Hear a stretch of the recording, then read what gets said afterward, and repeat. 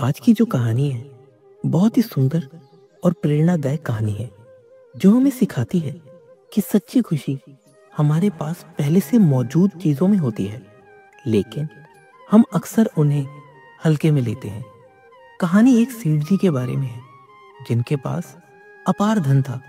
उन्होंने अपने जीवन में बहुत पैसा कमाया था, लेकिन उनके जीवन में इसे बांटने या इसके सुख का अनुभव करने वाला कोई नहीं था।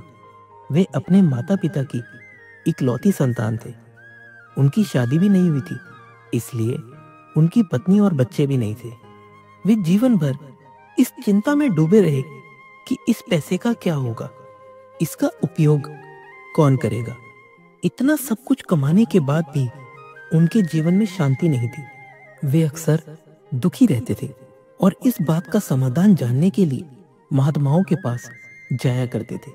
एक दिन एक महात्मा जी ने उन्हें बताया कि एक छोटे से गांव के बाहर एक जंगल में एक साधु बाबा रहते हैं। वे आपको एक अनोखे ढंग से सिखा देंगे कि जीवन में खुशी कैसे प्राप्त की जा सकती है।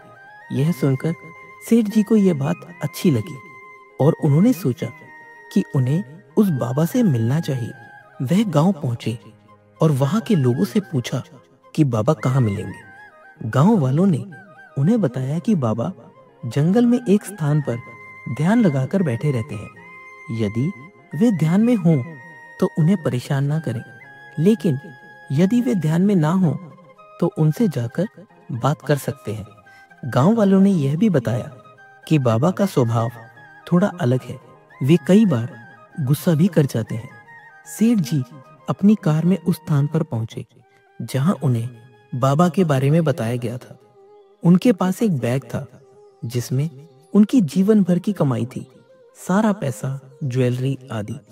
उन्होंने वह बैग बाबा के चरणों में रख दिया और उनसे कहा, बाबा जी, मुझे बताइए कि जीवन में खुशी कैसे मिलेगी। मेरे पास सब कुछ है, फिर भी मैं सुख नहीं ढूंढ पा रहा हूँ।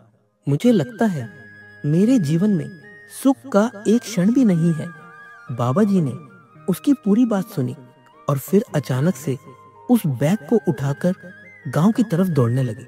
सेठ जी को पहले तो समझ में नहीं आया कि क्या हो रहा है, लेकिन फिर उन्हें लगा कि बाबा तो उनके बैग को लेकर भाग गए हैं। उनके मन में विचार आया कि बाबा तो चोर निकले। सेठ जी अपनी कार छोड़कर बाबा के पीछे पीछे दौड़ने लगे। उनके मन में बार बार यही विचार आ रहा था कि कहीं बाबा गांव में किसी जगह जाकर बैग ना छुपा दें ताकि बाद में सारा पैसा निकाल सके। सेठ जी यह सोचते हुए जोर जोर से चिल्ला रहे थे, बेईमान बाबा, चोर बाबा। वे पूरे गांव में बाबा के पीछे दौड़ रहे थे। गांव के लोग यह नजारा देख रहे थे और समझ गए थे कि बाबा जी का यह एक अनोखा तरीका है किसी को सिखाने का। बाबा जी गांव की हर गली में सेठ जी को घुमा रहे थे, क्योंकि बाबा को गांव के सारे रास्ते अच्छी तरह से पता थे। वे वहां भिक्षा मांगने के लिए अक्सर जाते थे। सेठ जी थक चुके थे, लेकिन फिर भी बाबा के पीछे दौड़ते जा रहे थे। आखिरकार बाबा जी ने पूरे गांव का चक्कर लगाया और फिर गांव के बाहर जंगल की ओर भागे।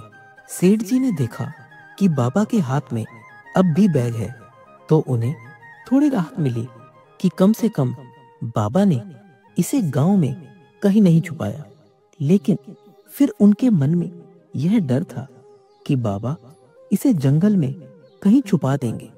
थोड़ी देर बाद सेठ जी वहां पहुंचे जहां उनकी गाड़ी खड़ी थी। उन्होंने देखा कि बाबा वहीं पास में एक झाड़ी के पीछे छुपे बैठे हैं और बैग वहीं रखा है। सेठ जी दौड़कर बैग के पास गए, उसे उठाया और गले से लगा लिया। उन्होंने खुशी से कहा, भगवान, मैं दुनिया का सबसे सुखी इंसान हूँ। आपने मेरी सारी कमाई मुझे वापस दे दी। आज तो मैं लुटने से बच गया। जब सेठ जी यह कह रहे थे, तभी झाड़ी के पीछे से बाबा जी बाहर आए और मुस्कुराते हुए बोले, अब हो गए ना खुश, मिल गई ना खुशी। अब सबसे सुखी इंसान बन गए हो, तो अब बिना देरी के भाग जाओ, वरना मैं तुम्हारा बैग लेकर फिर से भाग जाऊंगा। यह छोटी सी कहानी बहुत गहरा संदेश देती है।